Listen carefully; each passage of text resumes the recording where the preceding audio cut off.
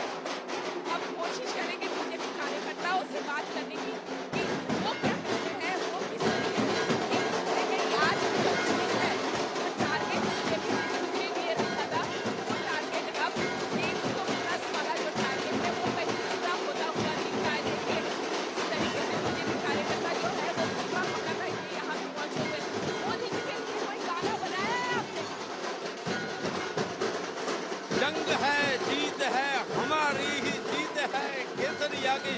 આટલો બધો જ્યારે કેસરીઓ ચારે બાજુ ભગવો લહેરાઈ રહ્યો છે ત્યારે આખાય ગુજરાત રાજ્યમાં જમાવટ છે, ભગવાની મોજ છે, કેસરિયાની લહેર છે। ચારે બાજુ કેસરીઓ કેસરીઓ ને કેસરીઓ।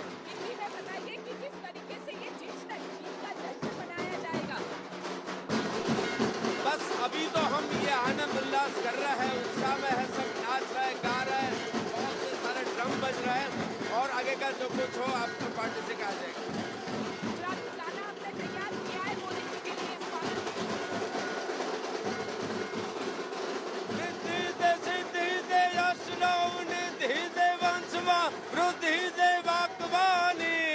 हृदय में ज्ञान दे, चित्त में ध्यान दे, अभय वरदान दे, जंग मां जीत दे मां भवानी, जय जय भारती।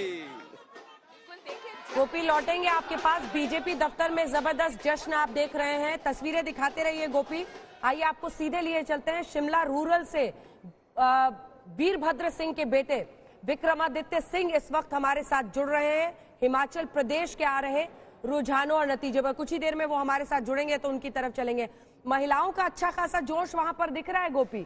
ये देखिए, महिलाएं एक हिस्से में पूरा बीजेपी का झंडा लिए, ये तमाम वो कार्यकर्ताएं हैं जो पूरी ताकत पिछले कई महीनों से झोंक रहे थे इस चुनाव में। बहुत से गाने हमने गाए, बहुत बड़ा गीतो तैयार કર્યા છે, પણ આજે તો મને ખાલી રાજ મને લાગ્યો કે સંગીતનો રંગ એટલું જ કહીને મારો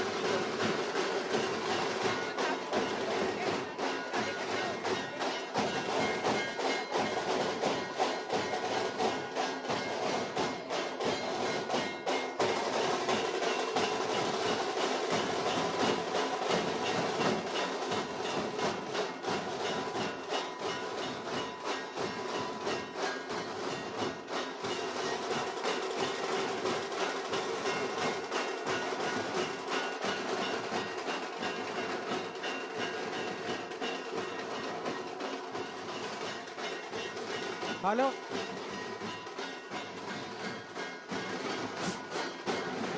तो ये बीजेपी दफ्तर की तस्वीरें आप देख रहे हैं। अब आइए आपको जल्दी से हिमाचल के आंकड़े दिखा देते हैं। हिमाचल विधानसभा की फिलहाल की तस्वीर कुछ इस तरह की दिख रही है। कांग्रेस पार्टी 37 सीटों पर, 35 का आंकड़ा चाहिए सरकार बनाने के लिए, 28 पर बीजेपी और आम आदमी पार्टी खाता नहीं खोल पाई है।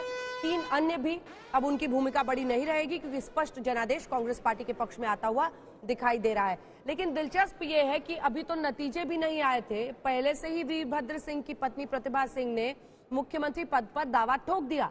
आज सुबह सुबह वो सामने आई और जैसे ही ये अनुमान होता चला गया कि कांग्रेस पार्टी की जीत होगी, उन्होंने कहा कि वीरभद्र सिंह की विरासत है और उसका सम्मान होना चाहिए, उसी परिवार से किसी को मुख्यमंत्री। तो जाहिर तौर पर अपने लिए या फिर अपने बेटे विक्रमादित्य के लिए वो बैटिंग करने आज सुबह पहुंची।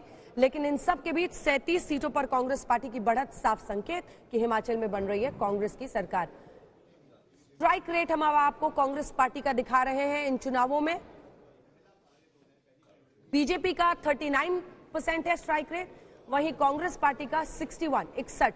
हालांकि आपको बता दें एक वक्त ऐसा आया था जब वोट परसेंटेज में बीजेपी आ गई थी। एक बार वोट परसेंटेज भी हमें दिखा देना चाहिए कि हिमाचल प्रदेश में क्या है। इस बीच आपको लिए चलते हैं, ललित हमारे साथ हमारे सहयोगी जुड़ रहे हैं। ललित, अब तो स्पष्ट हो रहा है जनादेश, अब सारी कवायद होगी कि मुख्यमंत्री कौन बनेगा, क्योंकि प्रतिभा सिंह ने आज सुबह ही दावा ठोक दिया था। बिल्कुल अंजना, खास तौर पर अगर हम हिमाचल की बात करें, यानी जो 4 दशकों से चल रही परंपरा थी, उस परंपरा को एक बार फिर से हिमाचल के वोटर्स ने दोहराया है।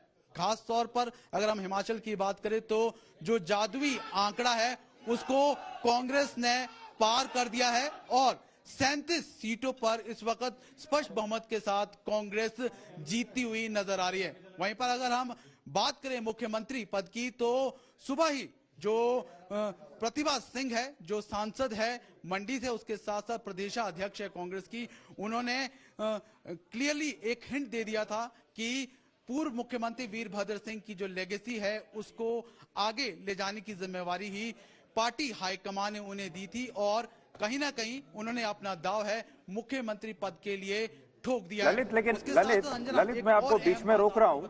ललित, ये बताइए कि कांग्रेस वहां पर जीती क्यों? क्या ये वीरभद्र सिंह के परिवार की लेगेसी है, उसकी वजह से जीती है? कांग्रेस पार्टी के संगठन की वजह से जीती है, या फिर गांधी परिवार में प्रियंका गांधी वाड्रा के वो जो 1-2 बार वहां पर आई लास्ट में, उसकी वजह से जीती है? अब ये सब इस पर निर्भर करता है कि दिल्ली में बैठा जो कांग्रेस पार्टी का हाई कमांड है वो क्या सोचता है और उसी के हिसाब से वो हिमाचल प्रदेश में इनाम बांटेगा। देखिए सुधीर जी, अगर हम बात करें खास तौर पर हिमाचल के चुनाव है, कांग्रेस ने बहुत ही अलग स्ट्रैटेजी के साथ खेले हैं। खास तौर पर पूरा चुनाव है वो लोकल इश्यूज और हिमाचलियत पर खेला गया और खास तौर पर अगर हम लोकल इश्यूज की बात करें तो 3 मुद्दों के ऊपर ही कांग्रेस ने कलेक्टिवली फाइट किया, जिसमें पहला सबसे बड़ा मुद्दा था ओल्ड पेंशन स्कीम यानी ओपीएफ। सबसे पहली गारंटी है जो कांग्रेस ने अपने मैनिफेस्टो में दी कि जैसे ही उनकी सरकार बनेगी